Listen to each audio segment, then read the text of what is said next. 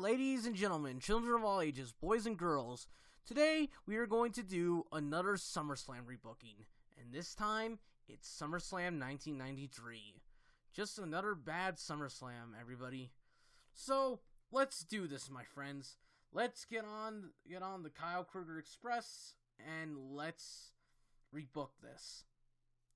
So before I rebook the pay-per-view, this is going to be a double feature because I'm also going to rebook Lex Luger's push in the WWE. Now, here's what I think they should have done. They should have not done the whole All-American Lex Luger gimmick. Not yet. We'll save that for another pay-per-view. But I think is that they should just make Lex Luger just start off with should just start off as the narcissistic. Like, he's still the narcissistic at SummerSlam, but he starts to become a nicer person. He becomes more of a nice guy. He's a little bit egotistical, but he starts to become a good guy. Like, you develop that character a little bit more. Or no Lex Express, no him him like stopping Yokozuna at 4th of July, not all that bull crap, you know. Just him becoming narcissist, him still becoming the narcissist, and his face turn. That's it. So, let's start off with match number 1, the opening match, which is Razor Ramon, aka Scott Hall, versus the $1 Million Man, Ted DiBiase. Now, the original match was, Razor Ramon versus Ted DiBiase at SummerSlam 1993, and it was disappointing. In fact, this is one of 2 disappointing matches in SummerSlam 1993. I'll get to that one later, but for this match, I mean, the feud was good. I like, this helped Razor become a good face character, but I felt like it would have been much better if the match was good instead of just disappointing.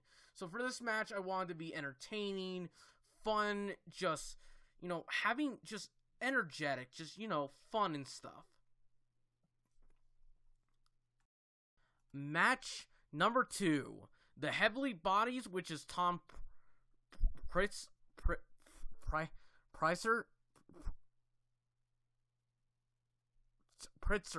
and Jimmy Del Rey, with Jim Cornette versus the Steiner brothers, Rick and Scott Steiner. Now, this is easily the best match of SummerSlam 1993. In fact, it's actually the highlight of SummerSlam 1993. For this SummerSlam, I want to keep this match the same. It's just a fun match. That's it. Match number 3, Mr. Perfect, Kurt Hennig versus the IC champion, the Heartbreak Kid, Shawn Michaels. This match was disappointing, and this is the utter disappointing match, and it's not the worst match, but it could have been a little bit better, if you know what I mean. So, what is this? So, for this match, I wanted to just be like the Razor Ted DiBiase match. Just make it entertaining and fun, and that's about it. Just make it a fun match, just make it entertaining, show these guys at their best, just anything like that. Match number 4. The 1-2-3 Kid and High Energy, which is the team of Owen Hart and Coco Beware, versus Team IRS, which is IRS and the Quebecers. Now, the 1-2-3 Kid versus IRS wasn't good. I just felt like it could have been much better, so I wanted to change it to a 6-man tag team. So, here's what I was thinking. I was thinking that maybe we can make it into a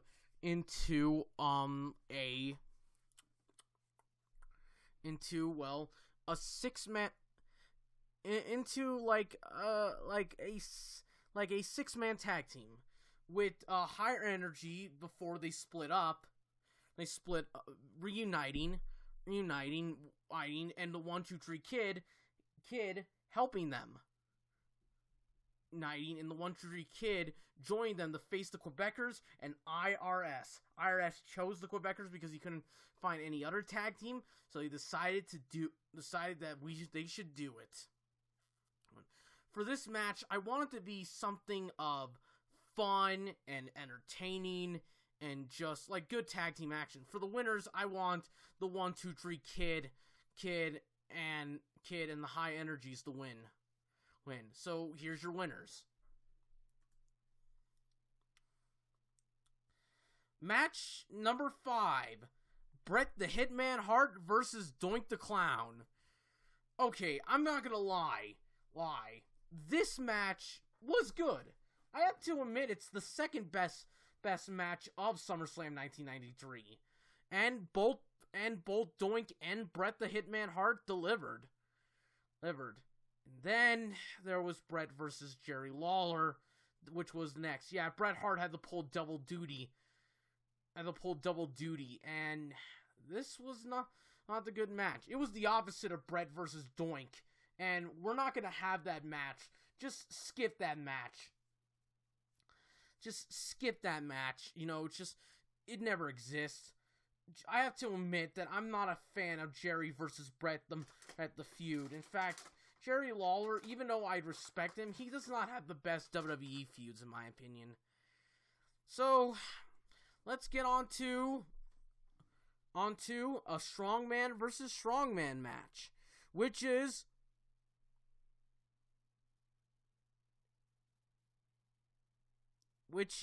sorry about the pause, which is match number 7, Ludwig Vorga versus Tatanka. For this, now the original match was Marty Jannetty versus Ludwig, and it was terrible. Don't get me wrong, I respect both Ludwig and Marty Jannetty, mostly Marty Jannetty, but man, this was not Marty Jannetty's best match. I mean, 1993 was a good year for him, even though it was a good year for him, and just wasn't good. So I'm gonna replace it with Tatanka. I think this could be a good strongman versus strongman match. As for who could win, I think Ludwig can win. It can beat Tatanka, and Tatanka is upset and angry about this. So, yeah, Ludwig wins. Match number 8. Undertaker versus Mr. Huge. Huge with Harvey Whippleman and Giant Gonzalez. Okay, the original match was Undertaker versus Great Gonzalez, and it sucked. It was okay. I can't decide if this is worse than a WrestleMania 9 match, but man, this wasn't good. Undertaker. So here's what happened. Undertaker wants revenge on Harvey Whippleman and his two monsters, which was Mr. Huge and Giant Gonzalez. He wants revenge on them for taking the urn away. And guess what? Undertaker challenges just Mr. Huge in not a rest in peace match, but in a casket match. Now, for this match, I want it to be entertaining. I want it to be fun. I want it to be something amazing. Because I think both Curtis Huge, aka Mr. Huge, and Undertaker can be good together in a match. As for the winner, well, it's obviously going to be Undertaker. Match number 9. Match number 9. Marty Jannetty versus Bam Bam Bigelow in a singles match. Now, for this, I want it, for this match, well, let's just say I want this match to be somewhat of, entertaining and stuff. because I think if Bam Bam Bigelow can have a good big man can have a good match with Bret Hart, I think he have a good match with Marty Jannetty. So for the storyline is that Bam Bam Bigelow attacked Marty Jannetty after he beat him in an episode of Raw, and the feud starts off there. For this match, like I said, it was I wanted to be entertaining, fun. And finally, we get to the main event. This is Lex Luger, aka not made in the USA Lex Luger, but the narcissist Lex Luger, when he turned face, he's starting to become a face, versus Yokozuna, the WWF champion. So, the original match was Lex Luger versus Yokozuna, and it wasn't good. It was disappointing. It wasn't fun. It just was boring as hell, and man, it sucked. Yeah, not the best main event, and it really does showcase Lex Luger's push. So, here's what happened. So, here's my version of it. I want this match to be fun and entertaining. I want both Lex Luger and Yokozuna to be at their best. And I want Lex Luger to win the title, not by countout, by pinfalling Yokozuna. And guess what? He wins the match, and everybody celebrates, finally completing his face turn. And guess what? He is your new WWF champion, and Yokozuna and their feud has just started. Yokozuna and Lex Luger will feud until SummerSlam 1993. So, I'm not gonna lie, this was a fun SummerSlam to rebook. I mean, it wasn't as fun as 1995, but it was still fun.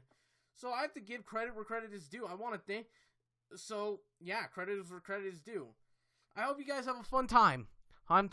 This is Kyle Krueger signing off, and sorry if this was a little bit quick, but I hope you guys have a great summer.